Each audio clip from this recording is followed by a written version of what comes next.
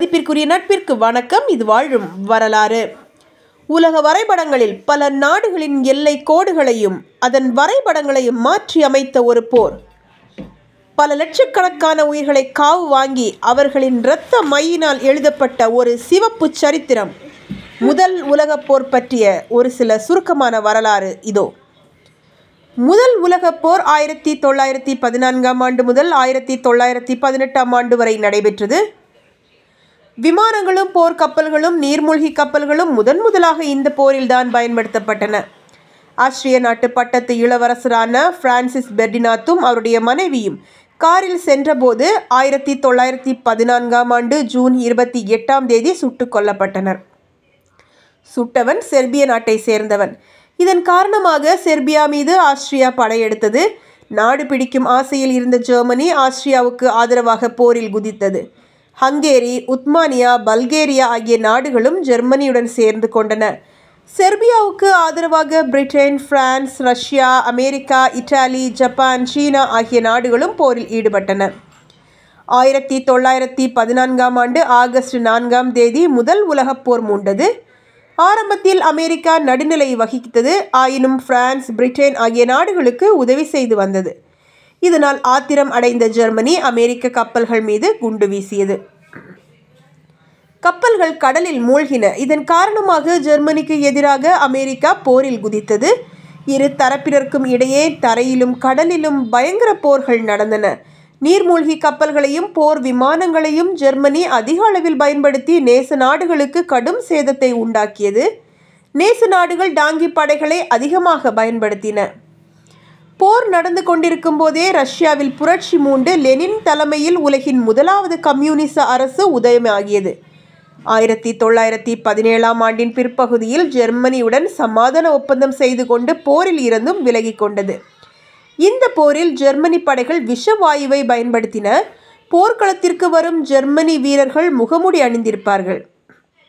அவர்களுக்கு பின்னால் குதிரை வண்டிகளில் விஷப்புகை நிரப்பப்பட்ட சிலிண்டர்கள் வரும். எதிரி படைகளை நெருங்கியதும் சிலிண்டர்களின் வாய் உடைக்கப்படும். அவற்றிலிருந்து விஷவாயு வெளியேறி அதை சுவாசிக்கும் எதிரி படையினர் மயங்கி விழுந்து மரணம் அடைவார்கள். போரில் விஷப்புகையை பயன்படுத்தக்கூடாது என்று அனைத்து நாடுகளும் ஒப்புக்கொண்டிருந்த நிலையில் அதை மீறி ஜெர்மனி விஷப்புகையை பயன்படுத்தியது. ஆரம்பத்தில் ஜெர்மனிக்கு வெற்றிகள் கிடைத்தன. முடிவில் பிரிட்டன், பிரான்ஸ், அமெரிக்கா ஆகிய 3 நாடுகளின் படைகளும் ஜெர்மனியை நோக்கி விரைந்தன. இதன் காரணமாக ஜெர்மனி மக்கள் பீதியடைந்து மன்னர் கெய்சருக்கு எதிராக கலகத்தில் ஈடுபட்டனர். மக்களை அடக்க இராணுவத்தை கெய்சர் ஏவினார். உலகப் போரில் ஈடுபட்டிருந்த ஜெர்மனிய படைகள் சொந்த மக்களை சுட்டுக் கொல்லும் நிலை ஏற்பட்டது. நேச நாடுகளின் படைகள் ஜெர்மனி தலைநகரான பெர்லின் நகருக்குள் 1918ஆம் தேதி நவம்பர் 11ஆம் தேதி நுழைந்தன. இந்த பெரும் படைகளின் தாக்குதலை ஜெர்மனி படைகளால் தாக்குப்பிடிக்க முடியவில்லை.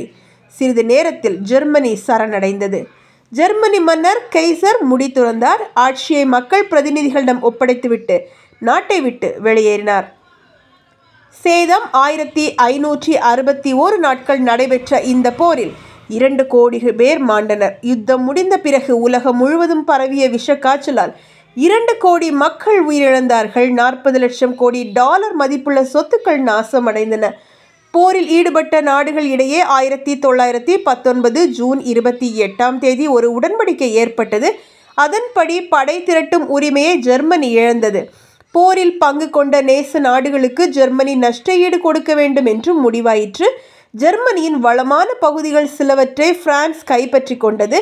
இப்போரினால் 20ஆம் நூற்றாண்டில் எஞ்சிய காலம் முழுவதும் அரசியலிலும் பிற தொடர்பிலும் பெரும் விளைவுகள் ஏற்பட்டன. போரின் விளைவு காரணமாக ஆஸ்திரிய ஹங்கேரிய பேரரசு, ரஷ்ய பேரரசு, உத்மானிய கிலாபத் என்பன சிதைவுற்று பல துண்டுகள் ஆகின. சிதறிய ஆஸ்திரிய நாடு பல்வேறு இன மக்களை கொண்ட நாடாகும். போருக்கு பிறகு ஆஸ்திரிய நாடு துண்டு துண்டாக சிதறியது. யுகோஸ்லேவியா, போலந்து, செக்கோஸ்லோவாக்கியா ஆகிய நாடுகள் உதயமாகின. மீண்டும் இது போன்ற உலக யுத்தம் மூளக்கூடாது என்று உலக நாடுகள் கருதின. அதற்காக சர்வதேச சங்கம் ஒன்று நிறுவப்பட்டது. இதில் பல நாடுகள் சேர்ந்தன. ஆனால் சங்கத்தை அமைக்க பெரும் முயற்சி எடுத்துக்கொண்ட அமெரிக்கா அச்சங்கத்தில் கடைசி வரை சேரவில்லை. ஜெர்மானிய பேரரசு வீழ்த்தப்பட்டது. அது பெரும் அளவிலான நிலப்பகுதிகளை இழந்தது.